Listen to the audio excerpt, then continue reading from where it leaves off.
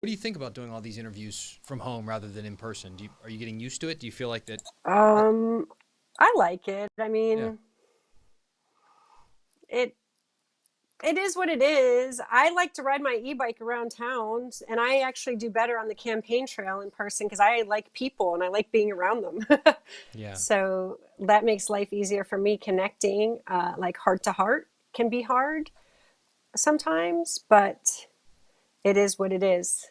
Do you have a difficult time campaigning during this? Because I mean, you had some experience, of course, during the primary, and now we're getting ready for the main election here.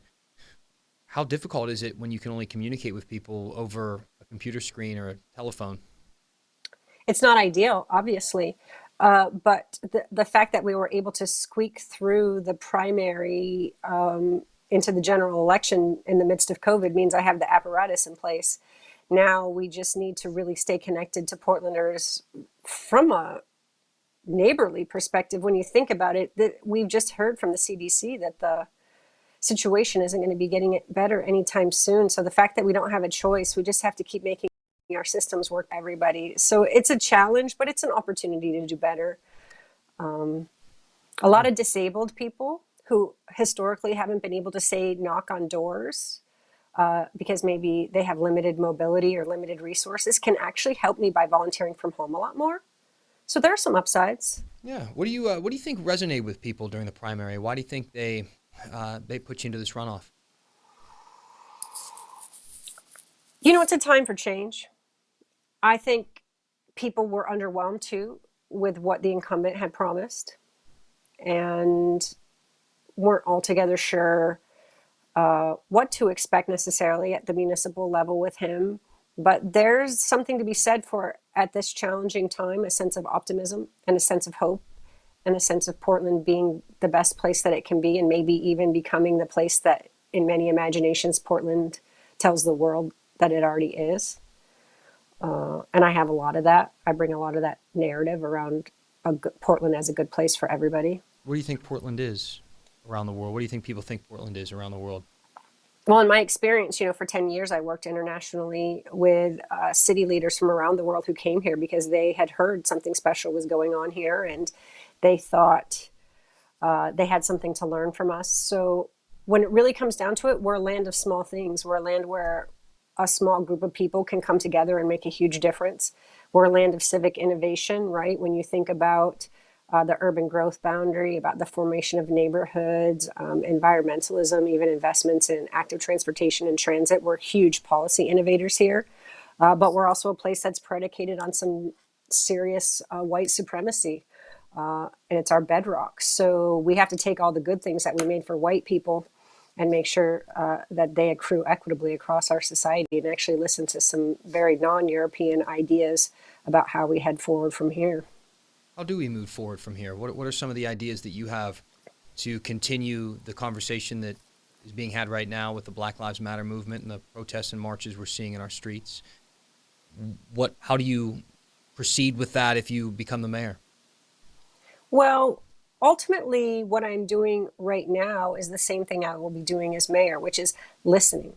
When we talk about what we need to be doing, no one has the answer. We're in completely new times. We haven't been in the middle of a housing crisis and a pandemic and a civil rights uprising before in our city. And so, what does it mean for us to carve a future forward collectively without knowing how we're going to get there? It's about having a healthy democracy. It's about an inclusive pathway there. It's about making sure that what we're doing is focusing on what people are trying to accomplish at the other side of these protests. They don't want police brutality. They don't want racist policing. They don't want racist policy outcomes. So if we focus on things that are equitable and inclusive and sustainable along the way, then we'll have outcomes, I believe, that will make it so that our people spend more time fighting for what they do want and less time fighting for against what they don't. A lot of discussion about changes with the police department. You hear the phrase defund the police or reallocate money within the services that the police are providing currently to other avenues. How do you take the phrase, what do you take of the phrase, defund the police, and what do you think should be done with our system of policing in the city of Portland? Defund the police doesn't mean don't have public safety. What I'm hearing people say they want is they don't want militarized police in our streets.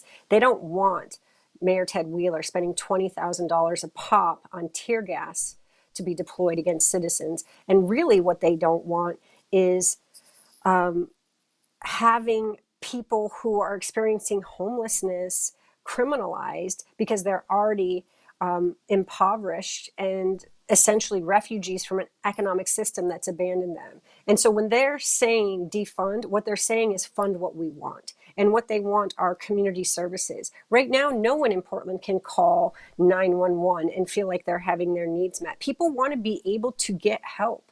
And what does it mean to focus on protecting our most vulnerable? We had 51 traffic deaths in Portland last year. Are our streets safe?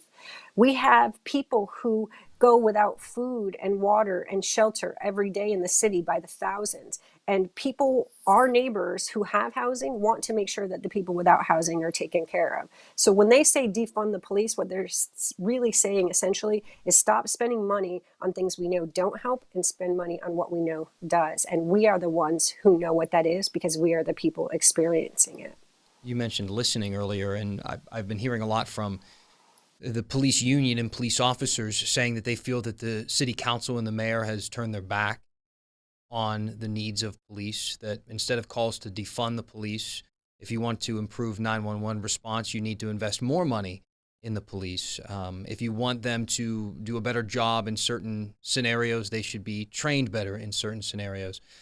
When you listen to what the police union had to say and their feelings of having the community and its leaders turn their back on the police, what did you take from those statements? As Portlanders, we need to think carefully about how we want public safety to look in the future. We have been backed into a corner about what our options are, and the binary is false. And what we have to say is we are not constrained by how business as usual has been done, and that under no circumstances is the response to protests against police brutality more police brutality. We've watched, again, when the response to vandalism, let's say, is violence, physical violence. I've watched night after night as our young people are being gassed in the streets. They're bleeding from head wounds. They have rubber bullets and eye injuries. These are long-lasting impacts in the middle of an uprising in which the militarized response that they're protesting against is never going to solve the problem. So let's look at it from that perspective. But then ultimately, when you look at things like the fact that in 2017, half of the arrests made by PPB were of people experiencing homelessness, and you look at the intense costs of that versus what would happen if we actually spent that money housing people, you wouldn't have police doing work that they're not trained to do. They're not mental health care providers. They're not housing security wraparound support. So we've asked Portland police to do work for which they're not trained and not compensated. Further, I think there is something to be said for the fact that in my experience, as someone who spent time at protests downtown, I don't always feel like the Portland police treat me like their neighbor.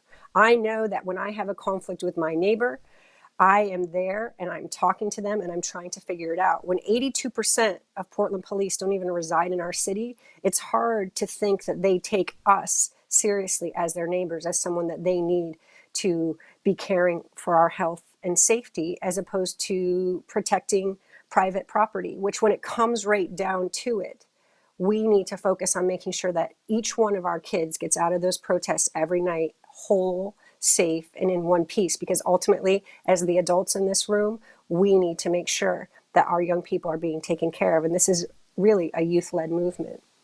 Why do you think 82% of police don't come from the city of Portland? I wouldn't like to speculate on that. I'm not in any of their heads, so I don't know why they choose to live elsewhere.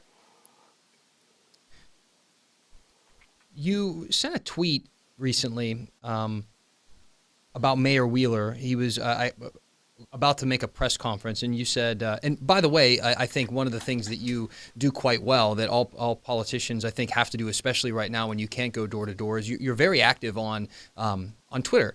And you said, anybody want in on Wheeler's official statement? Bingo. I'm dropping markers on. And you put check marks through a couple of things. Think of small businesses victimized. Sad. Peaceful protesters. Good. Vandals and looters. Bad. Black Lives Matter as something that he would mention. And Donald Trump makes me mad. Grr. And then you wanted to thank very much PPB. What was wrong with those statements or touching on those issues during a news conference? Oh, I wouldn't even imply that there was anything wrong with any of those. The point being that they're formulaic. And when people are given formulaic responses in dynamic times, it's not meeting the needs of the times. We've said again and again, by that point, people were saying that what they wanted to hear from the mayor is Donald Trump get the heck out of Portland's downtown.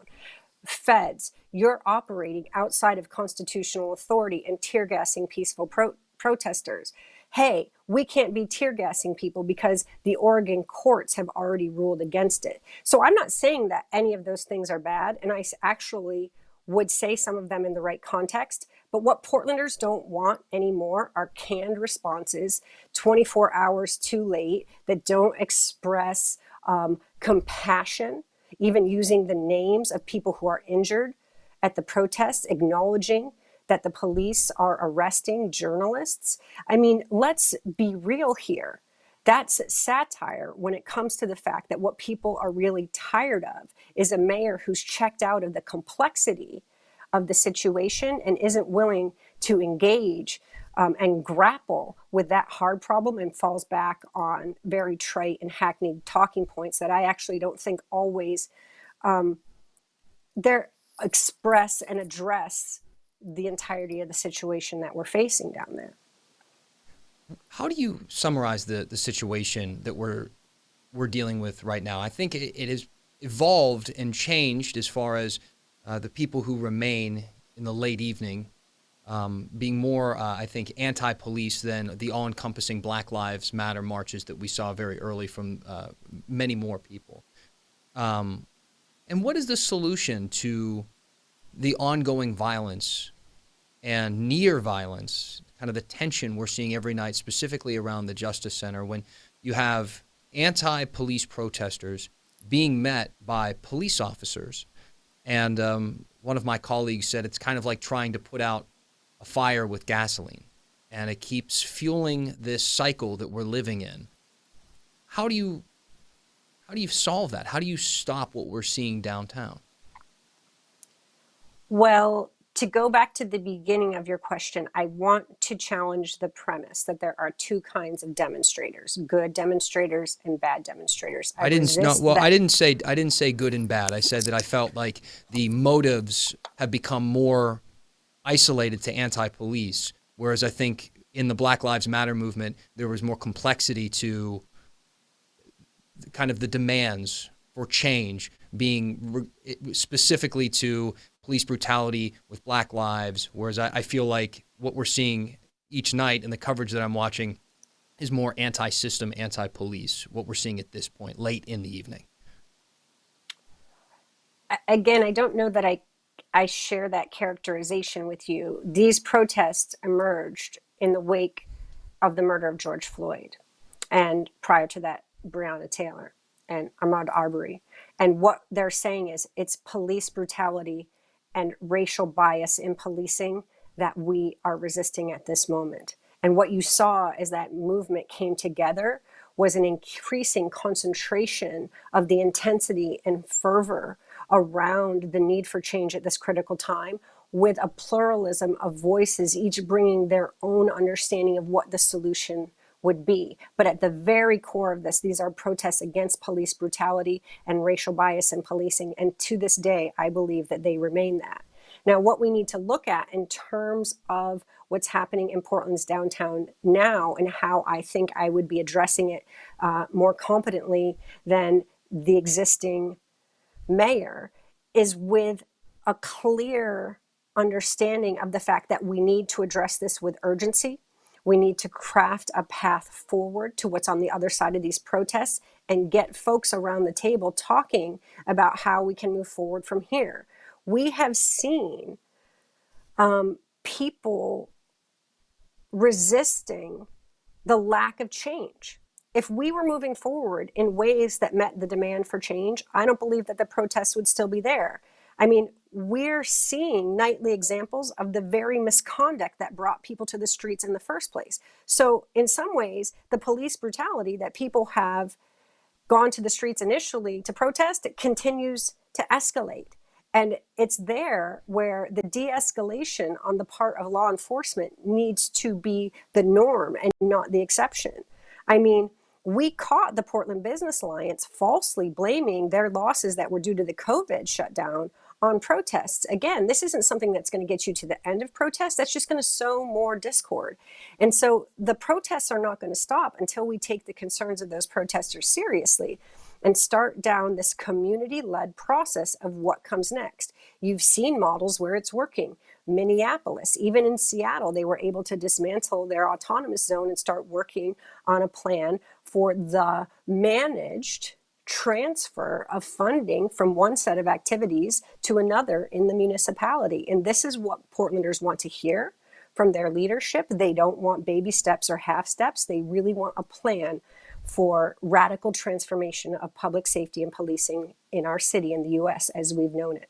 How did you feel about the $15 million that was taken away from the Portland budget and distributed elsewhere? Did you think that was enough? There were protesters calling for that number of $50 million, and some council people, specifically Joanne Hardesty, saying that there was no plan behind that money. It was a nice round number, but there was no plan.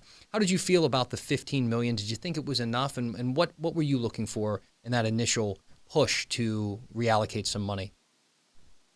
We've barely gotten back to where police funding was prior to Ted Wheeler taking office. So when you talk about the amount of cuts that should or shouldn't be happening, the question that I want to ask is, why are we making sure that we have money for tear gas and millions of dollars in police overtime for demonstration in favor of Black Lives Matter, while we're talking about keeping parks and community centers closed through and beyond 2021 potentially? I mean, when you talk to any Portlander on the street, they don't want their parks and community centers closed. So we'll allow parks and community centers to run out of money, no problem. But when it comes to policing, there's an infinite amount of money for overtime, for munitions, for militarized weaponry. And that is what people are talking about when they're talking about cutting down that police budget in the face of COVID, that we're going to have to make hard cuts. And what do we want to be spending money on?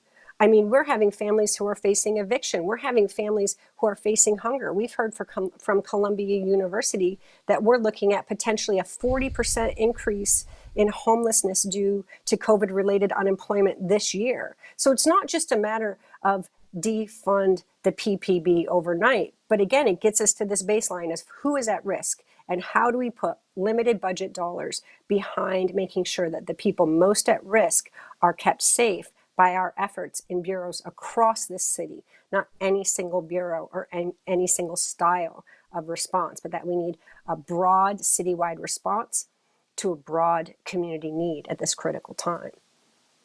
You mentioned journalists earlier, and this is something that I've been thinking about a lot as we have been seeing journalists arrested at protests, not just locally, but nationally.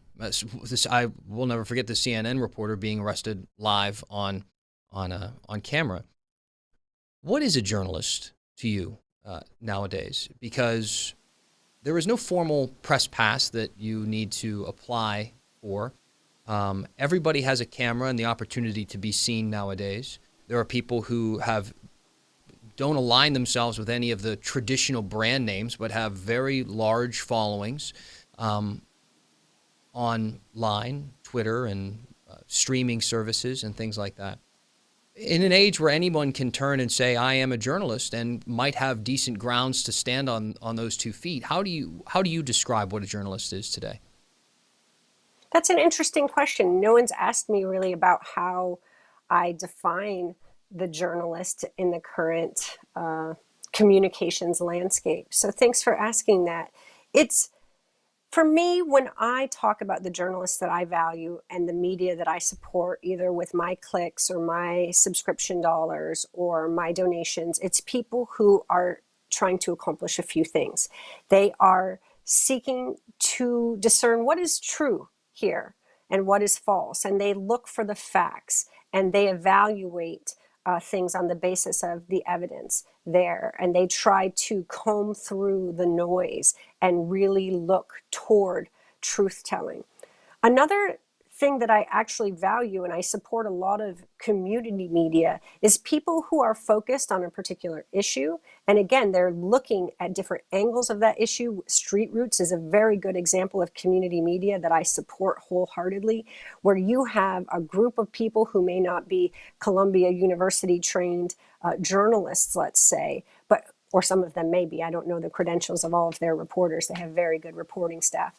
But the point being that you don't need necessarily Ivy League credentials to be able to be valued as a journalist in your community. But if you're engaged in that work, if you're not there to perpetuate propaganda, but you're there to seek the facts and try to do truth telling and try to make sure that your community is educated. We understand the role of the fourth estate in a democracy and why community media would be so healthy in terms of just the basic understanding of what the choices are. So making sure that we're actually framing the questions in terms of what are the actual choices that voters can make. The people who are engaged in that work are who I look to as the journalists right now. Typically at protests in the past, we were very easy to spot because we looked like journalists. We would have somebody with us who had a oversized, very expensive camera. Nowadays, especially people who are down covering these protests, even if they are from what you would consider a more well-known station, have much smaller equipment. They blend into the crowd in a much easier than they used to. How are law enforcement supposed to decide who is a journalist and who is not when they are trying to control a crowd? Perhaps we shouldn't put that on law enforcement to discern that.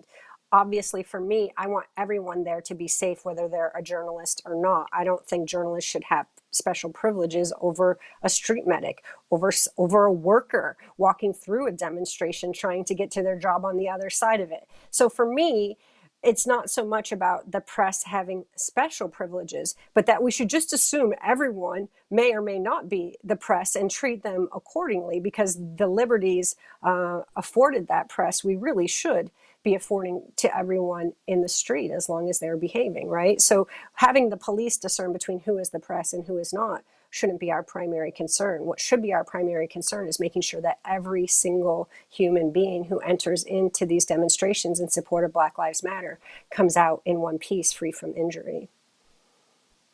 How do you recommend police handle people throwing things at them and shooting fireworks in their direction or shooting slingshot BBs?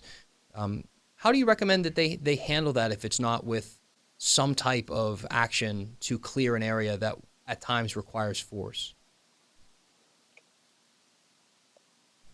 Decades of research has demonstrated that forceful responses from police in terms of crowd control is simply not effective. So when you've got police who show up in riot gear, who show up prepared to launch munitions against a crowd indiscriminately, it's not an effective response. It's not going to stop the behavior. What we know works is de-escalation. What we know is toxic are chemicals that we're shooting into the streets. There's no excuse in 2020 for us to be blasting off tear gas in the streets of Portland that is filtering into the homes of the residents of this neighborhood. This is something that is not going to stop what's happening in the crowds, and it doesn't keep anyone safe. De-escalation is the only thing that's going to work. And you have to start far upstream before we even get to this point. I think that's the problem that we're having, is each night we're allowing this to escalate as opposed to trying to figure out what do we need to do to get these protests to stop. Now, I vaguely remember a tactic like that being used when I first moved to town, and police did not respond the way we're seeing them now to protests downtown, and instead it created an environment for counter protesters to move in. And that amounted into violence between two groups of people who had completely different views on how, I guess, things should be handled in this city. And they ended up attacking each other. What would keep that from happening if police weren't down there to show some type of overwhelming force on the crowd so that they wouldn't go after each other like we have seen in the past? This is a challenging topic of conversation because I have to look at the situation when we're talking about who the outside agitators are here when it comes to white nationalists coming to Portland from out of state, from out of town, to wreak havoc in our streets while compromising the safety of our most at-risk Portlanders in terms of what we're seeing from Trump and the white nationalists that are running amok largely in our society. So there's a false equivalency there that people who are resisting white nationalism and resisting the rise of authoritarian fascism are the same as people who are white nationalists and fascists.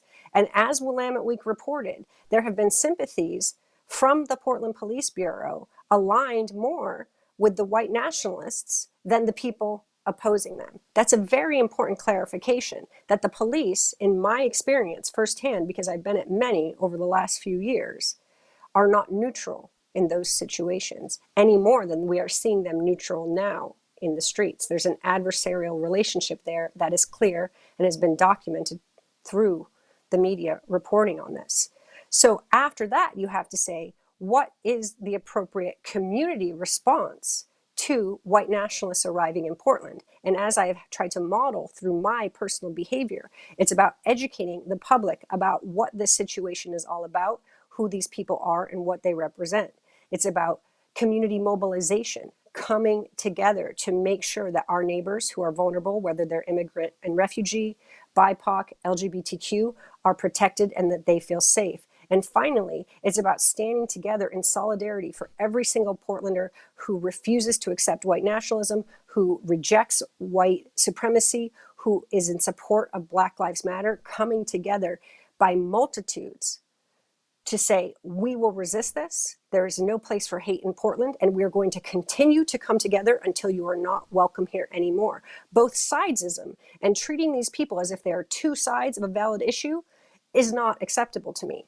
White supremacy, white nationalism, and racism and bigotry have no place in Portland, and I will always stand for that, and I'll never accept it. And if the police aren't on the side of that, then they're on the wrong side. I agree with you entirely. I agree with everything you said at the end. White nationalism, hate, racism has no place in this city or any other city in this United States or in the world. It's an awful, terrible, horrible thing that has infected too many parts of our society. That said, we know that those people exist, and we know that they come down to Portland. And if the police aren't involved in these protests, you will see these clashes like we have seen in the past. How is it that, because when I first got here, I remember covering the story and being a little bit surprised. Now, I had not spent time in Portland before this, but I was surprised. Wow, everything I just saw on air and no one was arrested. So all this video of people fighting and attacking each other and no one was arrested. And this is when Mayor Wheeler was taking a more hands-off approach with policing, saying that policing down there and people showing up in riot gear would incite more violence, when instead the lack of their presence caused the white nationalists and people described as Antifa to clash violently, and people were badly hurt. So what is the answer? If the police are there, it incites violence. If the police aren't there, then it allows violence.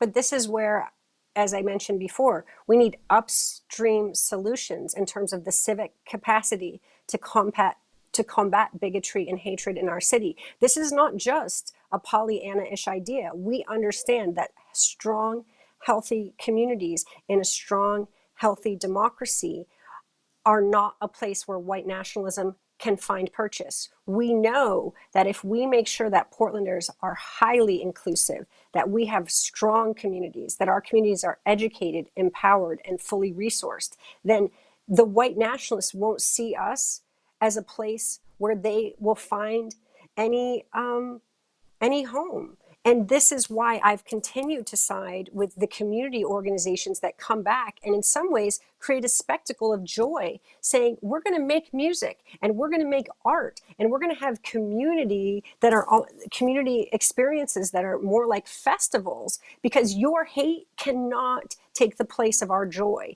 Your need to have an exclusive society cannot fight back when we are creating spaces that are inclusive and healthy and robust. It's ignorance, it's hatred, it's a lack of understanding of what our communities are going to be about in the future that's driving these people. There's a lot of toxic masculinity there as well. And so what we need to do is shore up these community resources and these community alternatives so that policing isn't even the go-to, that we're hitting this so far upstream and that Portland is so strong and our communities are so robust. Right now, our communities are largely divided. And what we need to do as we focus on not just rebuilding from COVID, but as we look to our sustainable future, as we prepare for the coming earthquake, which heaven only knows in 2020, it could arrive right in the middle of all this, right? But what would it mean for us to make sure that every Portlander is checking on their neighbor, to make sure that Portlanders have a few weeks worth of food and water on hand, whether it's COVID or an earthquake that's throwing them, or maybe even unemployment that's throwing them into economic trauma in their own homes. And so I really want to focus on rebuilding Portland around community health and well-being, around public health and public safety, and that, in my understanding, based on all of the best research and the best advising that I can get from people who are aware of the rise of white nationalism, is that strong, healthy communities and a strong, healthy democracy is the only response to this. You mentioned that people are divided right now, and I think there was also this this feeling that people are just really wanting to come together and on certain issues. I think what we saw with the Black Lives Matter movement as of recently, that people really do feel like it's time to join hands and tackle some of these issues together, and that people are tired of being silent. So I agree that division is something that's a real problem in this country. Back to your Twitter account, you were mentioning the arrest of a journalist and saying how it wasn't right. And it was a journalist who, Corey Elia, who I actually interviewed the other day, and you were mentioning, some of the great work he has done in the homeless community, reporting on some of the houselessness issues in this city. But you ended it by saying, "F you, Ted Wheeler, seriously." You wrote out the word. You did put a little asterisk instead of the "you," so a slight censorship there. But that sounds to me like pretty divisive language. I'm not happy with the incumbent. I have people on my staff who've been on the receiving end of tear gas. I have people in my volunteer corps who've been on the receiving end of police batons. I have people in my neighborhood who are suffering. And I am really not happy when I see someone like Corey, who goes above and beyond to address issues that I care about with very few resources and very little community support, on the receiving end of police harassment, assault, and brutality. And sometimes as a mom, I am fierce. I have a deep passion for Portland. I have a deep love for the people here and what we're doing. And when I see Mayor Wheeler coming again and again with milquetoast responses, he doesn't present solutions. These things are being allowed to unfold day after day in our streets. I get mad. And that anger is righteous, and it is real, and it's honest. And I am not a career politician, and I'm not here to become a career politician. I'm a mom. I'm a former small business owner. I'm a neighborhood association board member. I'm a community builder. And when I see someone who has some of the most immense power in our state, as one of the wealthiest white able-bodied men in Oregon, continuing to abdicate responsibility for keeping Portlanders safe, I'm going to swear about that. And I apologize that if some people don't like that, but that is how much I love this city. That's how much I love the people in this city. And I'm going to continue to fight for them and fight for their well-being and say, F this to people who aren't taking that seriously and aren't protecting their safety and aren't fighting for our well-being. You mentioned your time as a small business owner. A lot of small business owners can't sleep at night right now. We have no idea what's going to happen with COVID. We have this balance between the health and safety of all Oregonians and all people in Portland, and then you have the health, the economic health that keeps roofs over people's heads and continues to allow them to make rent and to buy groceries. And there are a lot of people right now nervous about the future. What do you think the future looks like when it comes to COVID-19 in the city of Portland and how businesses and people can survive here? Yeah, this sometimes gets a little hard for me to talk about because the business that I founded back in 2006 actually went under due to COVID. My ex-husband lost his livelihood. So did my daughter. So did all of our employees, many of whom had been there for years. And I'm sad about that. And I'm sad when I hear people not knowing what to do, when the coffee shop owner down on the corner of my block in Foster Road is not able to pay for things like Wi-Fi for her customers because there's just not enough money in the budget to even make ends meet with the little bit that she's able to sell out the front door of her business. You have to think about these as structural solutions. There aren't going to be individual one-offs that we can talk about. The most important economic policy that we can have right now is protecting people's lives. Even though that small business that I founded closed, I would never trade my daughter's life to have that open. And so we need to think about these from a moral perspective foremost, from the preservation of human life. And that is why we are approaching right now, I think, another stay-at-home order from the governor.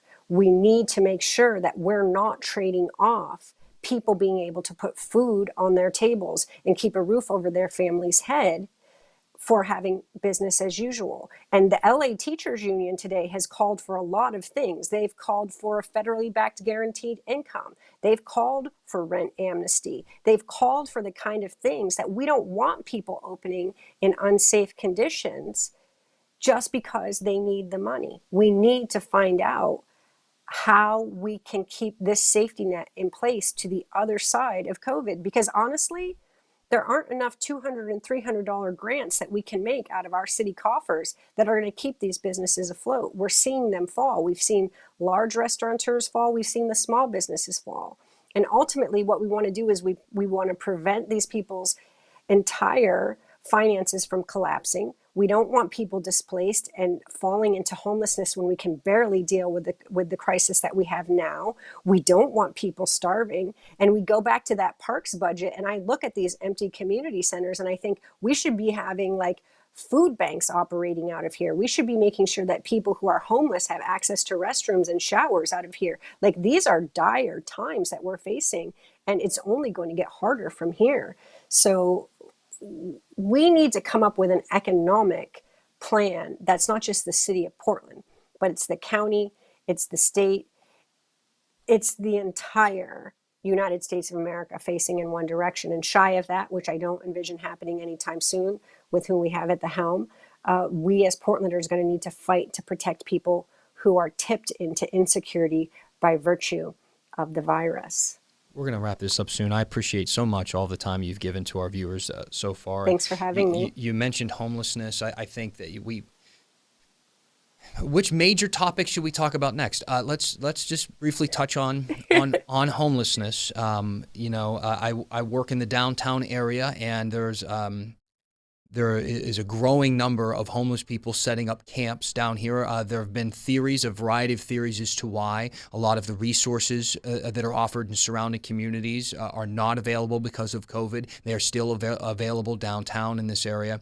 So a lot of people have come down here because of police having other things to deal with. They're not sweeping communities and things of that nature. But it seems to me, based on what I'm seeing downtown, that there are more bodies, more people down here who don't have anywhere else to go. You mentioned the economic hardship and the fact that we don't have really any light at the end of this tunnel, and we could see, and projections are saying, the homeless community grow substantially over the next few years. It was already the number one crisis on everyone's minds in this city. How do you begin to tackle an issue like this, like homelessness, with everything else on our plate and limited funds? When I launched this campaign a year ago, I included this in my statement. I believe that we have everything we need to solve our most pressing challenges today if we harness our resources and empower our communities. Right now, I live in a neighborhood where Foster Road and Holgate intersect. There was a several years long process to put a very expensive homeless shelter in my neighborhood that largely divided the neighborhood. We cannot keep this up. What we need is a citywide response that's place-based, community-based, that has every single business organization, neighborhood organization, faith-based organization partnering, no matter what neighborhood you're in, for these smaller scale, much more affordable solutions that we've seen brought online due to COVID. We know that Right to Dream 2, which is now by the Moda Center, has been very effective. It's cost effective. It serves many people each night. And now you have the other transitional villages that are coming up around the city. They've affectionately named one C-3PO in keeping with the Star Wars theme. But it's this notion that if you listen to the people who are experiencing this, they'll tell you that we don't need $1 million shelters to stabilize people. What we need to do is get them off the street corner, off the cardboard box, and into a place where they can feel secure.